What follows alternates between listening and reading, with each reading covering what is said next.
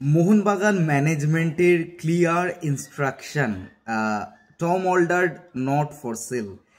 কেন?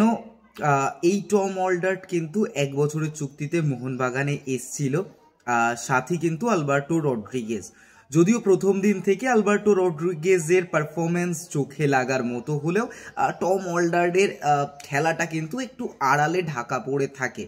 কারণ যেভাবে তার পারফরমেন্সটা অনেকটা কার্ল ম্যাকিউয়ের মতো, মানে নিঃশব্দ প্রহরীর মতো তিনি তার কাজটা করে যান।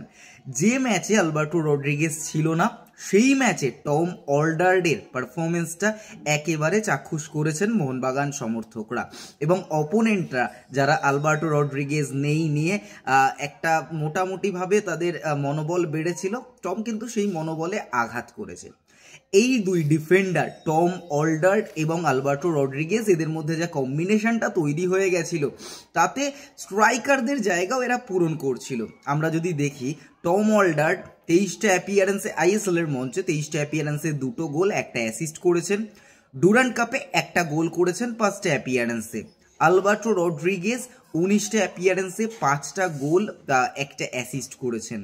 তো একটা টিমের দুই সেন্টার ব্যাক যদি এরকমভাবে তাদের কাজের পাশাপাশি টিমের গুরুত্বপূর্ণ সময় গোল কন্ট্রিবিউশন করতে থাকেন, তাহলে অবশ্যই সেই ডিফেন্স জুটিকে ভাঙাটা কিন্তু উচিত নয়।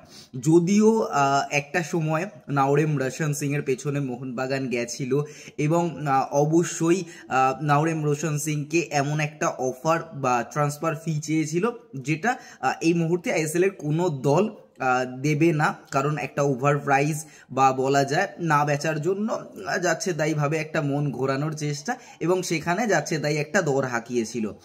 এই টম অলডার্ডকে মোটামুটিভাবে বেঙ্গালুরু কিন্তু তাদের টার্গেট লিস্টে রেখেছিল এবং মোটামুটি একটা প্রাথমিক আলোচনা করেছিল। তো মোহনবাগান ক্লিয়ার রিভেঞ্জ কিন্তু নিল, টম অলডার্ডকে তারা ছাড়লো না। তো দেখা যাক আগামী দিনে, আগামী সিজনেও টম অলডার্ড, আলবার্টো রড্রিগেজ ये दोस्ती नहीं छोड़ेंगे, এরকম একটা পারফরমেন্স আমরা হয়তো এক্সপেক্টেড দেখতে পাবো। তোমাদের মতামত অবশ্যই কমেন্ট বক্সে কমেন্ট করে জানাও।